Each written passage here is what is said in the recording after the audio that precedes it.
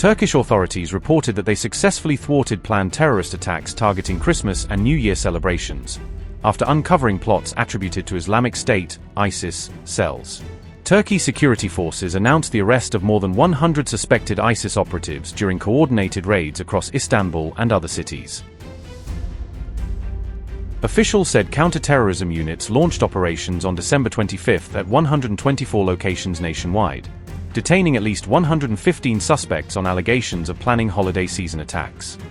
According to Al Jazeera, the raids were triggered by intelligence indicating that ISIS operatives were preparing assaults specifically against non-Muslim communities and churches during holiday events.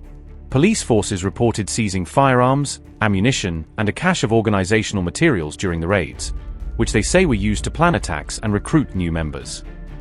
Authorities noted that efforts remain ongoing to locate 22 additional suspects believed to be part of the same ISIS-linked network, according to reports carried by Al Jazeera.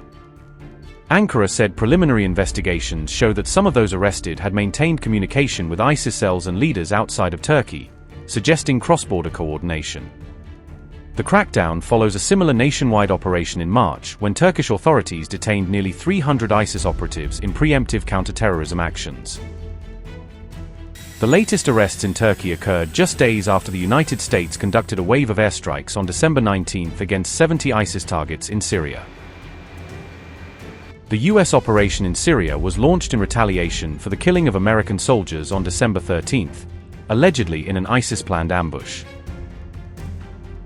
After those American retaliatory strikes, the Syrian government reported that its own security forces had killed one ISIS commander and captured another during subsequent counterinsurgency raids.